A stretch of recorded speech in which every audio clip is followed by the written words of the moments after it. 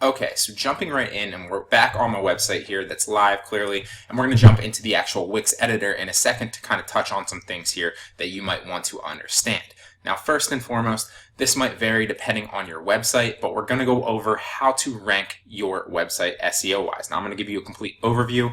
I have an entire course. I'm not trying to plug all these courses, I swear.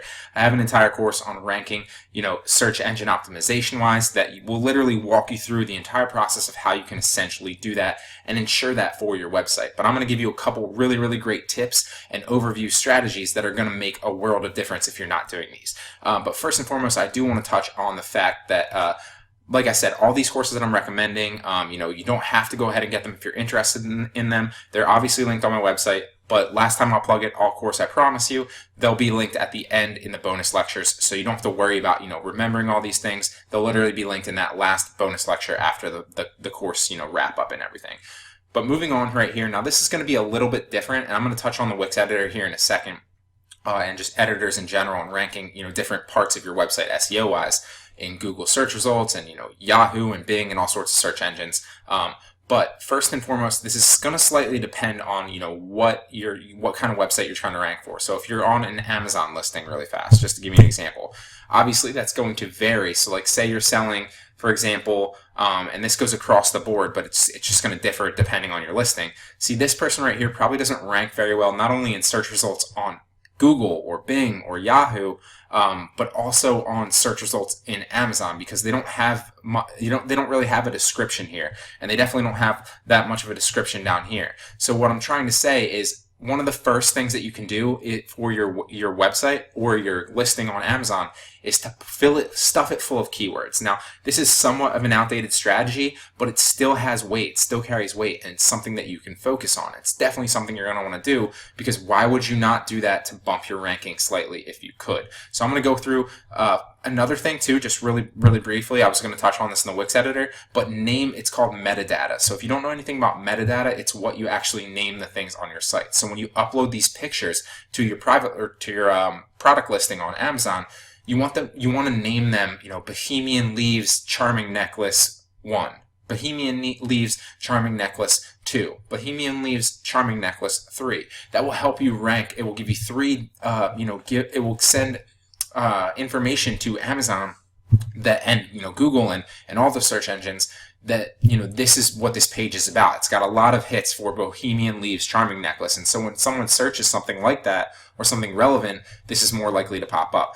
Now let's find an example of one with a good product listing, so I can show you just with an example on Amazon. So this one has a little bit more. You can see here it's full of descriptive words in the description, and hopefully they were naming their pictures as well. But you'll see here, high quality stainless steel, sharp blade, professional 8-inch chef knife. So this is stacked full of keywords. Now they didn't do their description necessarily, but this is still a lot better than the alternative. So that's just some things to keep in mind. If you're doing an Amazon product, obviously that matters. If you're doing like a Shopify dropshipping store or a dropshipping store anywhere, that also matters. So, when you save your pictures on your Shopify store, save them as what that product actually is, what you're trying to sell it for. And when you fill out your descriptions on Shopify store, I don't have my Shopify stores up right now, but when you save when you're filling out your descriptions on Shopify, a lot of people will just put the manufacturer's descriptions in. To give you an example, if you go to like AliExpress right here, which is where 99.9% of people are going to get their dropshipping products, and you just pull up a product here randomly, it's going to have a bunch of descriptive stuff in the description. Descriptive stuff in the description. So most people, just bear with me. Most people will, just grab the item specs and then put it in their description because they're too lazy to write a description. That sends bad flags, professionally looking to your customer, but also it's not going to help you rank very well in search results on, Google or Bing or any of the search engines like that. So you're going to want to fill it with descriptive words that basically rank for, if you're trying to rank for this on your Shopify store on that specific page, then it would be toddler's baby suit shorts or whatever this is, formal wedding party for toddler, something like that. Just something to keep in mind. Now you'll see here an example of me with this picture specifically. Getting ahead of myself, and I'm excited about this because I know there's a lot of great methods in this course. This picture from behind is actually named passive income online. Now, that's in case someone searches for passive income or income online or something like that. I'm more likely to pop up in search results for that. You'll also see here I have free dropshipping course. I have a bunch of stuff, and this right here is also named Amazon dropshipping. And then this specific what's it called? Form when you're creating your website is the submit box right here is actually named Shopify dropshipping. So I'm ranking for a bunch of dropshipping terms on here that will help me, if somebody potentially searches free dropshipping course, I'll be more likely to rank for that. You'll also see here specifically on my pages, and this goes specific, I'm just touching on the basis here. We're going to go through SEO in a second. But it's important for you guys to understand this because these things matter and they can help bring you traffic. And this is 100% free. You don't have to spend money on it. So if this specific page isn't going to necessarily rank anything because there's so many things on this, that are different. But if I went to specifically, my Amazon Dropship Mastery course, like the one I offer on my free for people that subscribe to my email list on my homepage, you literally just saw it right here. Free dropshipping courses, Amazon and Shopify both offered here. If I wanted to rank this page in search results, it's much more likely to rank in search results because look how much descriptive terms I put in here that all basically let you know what is in this course. But really what I'm doing, not only describing to the customer what they're actually going to pay for and get in this course, but also trying to rank this page in, search results so I get an extra boost, SEO wise, and people are more likely to land on this page when they're searching for, how to drop ship from Amazon, how to drop ship on Amazon. This will be much more likely to rank in search results than if I didn't have any of these keywords and these descriptive phrases in there. Also, picture is named. When I saved this picture and I opened it up on my website, I named this. Now, all that's just a brief overview. Now, what I want to specifically touch on here for a second is site builders. Now, I always recommend Wix, and ignore the 80. I got a bunch of looks like I got a bunch of product orders and stuff. Just ignore that. But specifically here, if you look at the site builder on Wix, which is one that I recommend, it's relatively similar to site builders that you'll see across the board. So if you have a Shopify store, it'll look similar. There should be some kind of SEO plugin on Shopify. If you're doing, maybe you're doing a GoDaddy builder, or maybe you're doing, WordPress, maybe you're doing, whatever it is, there's a million site builders. They all have an SEO tab. They all should have like an SEO setup, and it's relatively similar, and they make it really easy on you. So what you do is not only do you actually go into editing your site, which I'll show you here in a second, you're going to want to go into edit your site first and foremost, regardless of where it is, and you're going to want to name these pictures, and you're going to want to fill your stuff with keywords and stuff like that. And you're also going to specifically, like if I were to right click on this, you're going to want to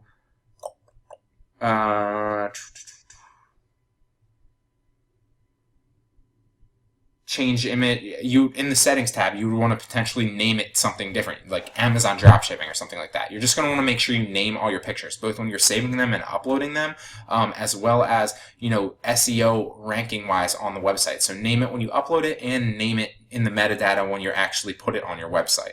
Just two little caveats, but you don't need to necessarily worry about that too much, because what I wanted to talk about is the SEO tab on a lot of these site builders. So what you can do is you go into edit your site. Not like that. I don't know why I just did that. Maybe it's overview. SEO. Oh, here it is. Yeah, SEO. So if we, for whatever reason that looks strange, why didn't it pop up? Here we go. This is a better review. So if you go to just Wix, you'll notice that there should be an SEO tab real fast. And it doesn't. It usually pops up right here. Am I missing it? Oh, well, we'll just go back to the other one. Now, I already did that, so that's probably why it's not there. But if you just went to SEO, and usually it just pops up if you're on Wix, if it's on, GoDaddy, if you're on WordPress, it's going to be the same thing. Basically, what it's going to do is it's going to say there's going to be a section that says SEO that says get found on Google, boost your site's, SEO with whatever, and they're going to suggest different things that you can do. And literally all you have to do is literally hit let's go or jump in, or I believe on WordPress it's get started or something like that. I forget the exact term, but literally just hit that button, and what it's going to do is it's going to run through with you a bunch of suggestions that you should do that's going to help your site rank better in SEO. Naming the tags on your certain pictures, naming your site in its overview, ranking the first potential words on Google so that people, when they hover over your tab or your website on Google, know what it's about. Stuff like that that's going to help you, and they literally walk you through the entire process. Now, this is going to be 90% of your battle, honestly. Just filling out your metadata and making sure that your site's optimized for a search engine. But that's literally simplistic because every site builder walks you through it. So you don't have to worry about really knowing too much about it. Literally just follow the prompts and make sure that you have it done. Now, the very next thing you're going to want to do is, if you want to go ahead and order backlinks, now you don't have to order backlinks, but they definitely help. Now, what are backlinks first and foremost? A backlink is something where a website links to another website. So any potential website that links to your website is a backlink, and vice versa. So if you link to a website, that's one backlink. If a website links to your website, that's a backlink.